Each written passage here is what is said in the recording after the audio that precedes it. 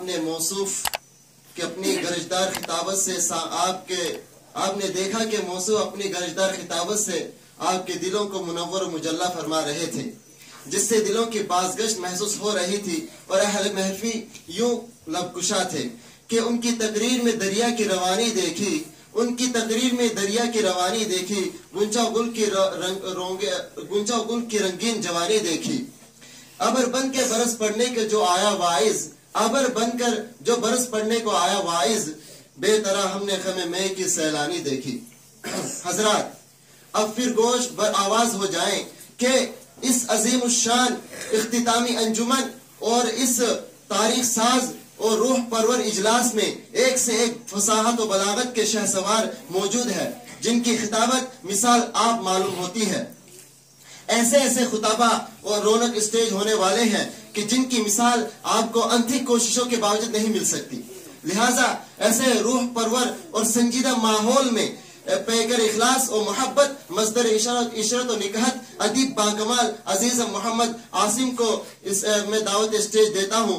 अजाइम में सुमूद अपने दरियाओं में तुग़यानी है, अजाइम में सुमूद अपने दरियाओं की तुग़यानी है, उठो और बख्श दो जर्रों को तारों की दरख्शानी।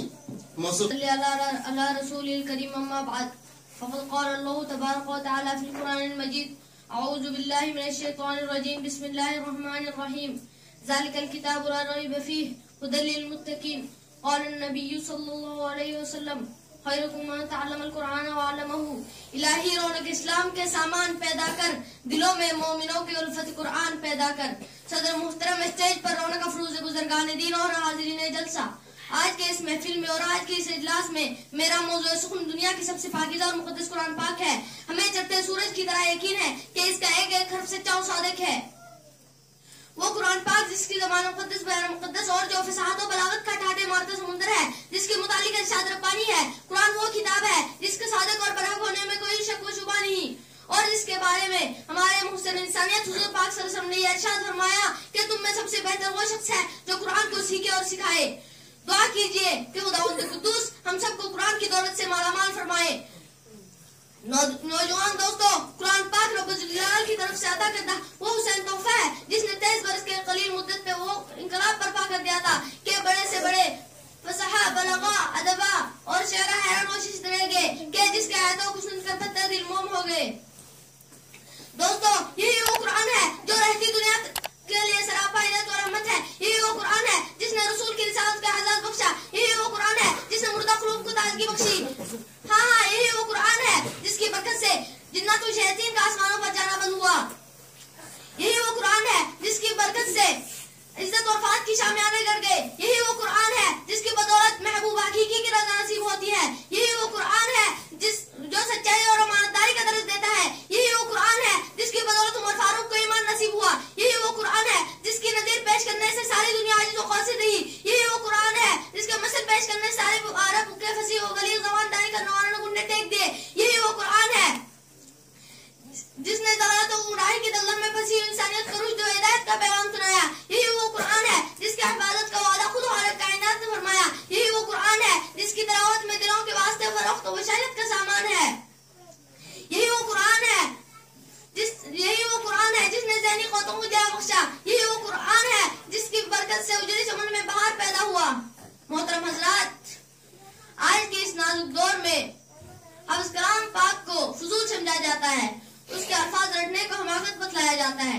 कहा जाता है कि इसका रटना और बेसमझे पढ़ना बेसूद है। अफसोस सद अफसोस कि इस कुरान के बारे में जिसके बारे में शहंशाह बक़ा जनाब मोहम्मद रसूलुल्लाह सल्लल्लाहु अलैहि वसल्लम ने इरशाद फरमाया, इक़रा वरतकी कमा कुंत तुरतिल फिद दुनिया फइन्नमा उनज़िलका इंद आखिर आयतिन तक़रऊहा। क़यामत के दिन हाफ़िज़ कुरान से कहा जाएगा, कुरान पढ़ता जा और जन्नत के दर्जों पर चढ़ता जा और ठहर ठहर कर पढ़, जैसा कि तू दुनिया में ठहर ठहर कर पढ़ा करता था, और तेरा मुकाम और ठिकाना वही जहाँ आखिर आयत पर पहुंचे। याद रखो, ये कुरान दुनिया की सबसे बड़ी लुक़मत है। जमीन व आसमान, चांद, सूरज, कोई इस लुक़मत का मुकाबला नहीं कर सकता। यह कुरान रब्ब कायनात का मुक़द्दस और अज़ीम कलाम है, और क्यों ना हो, जबकि इसका उतारने वाला अमीन, जिसके जरिए उतारा गया वो भी अमीन, जिस जात पर नाज़िल हुआ वो भी अमीन, जिस मुकाम पर नाज़िल हुआ वो भी अमीन, जिस महीने में नाज़िल हुआ वो तमाम महीनों से अफजल, जिस रात में नाज़िल हुआ वो हजारों महीनों से बेहतर है।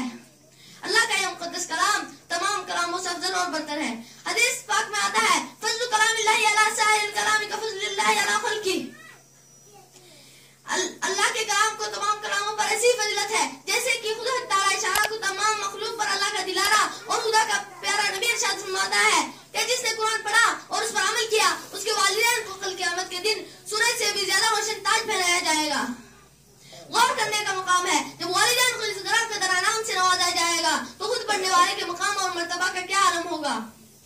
हज़रात, क़यामत का मैदान होगा और ऐसे 10 आदमी जिनके लिए जहन्नम वाजिब हो चुकी होगी। अब उस कुरान पाक अपने रब की बारगाह में सिफारिश करेगा, परवरदिगार आलम उसकी सिफारिश कबूल करेगा और उसको उस हाफिज कुरान की बरकत से निजात अता होगी।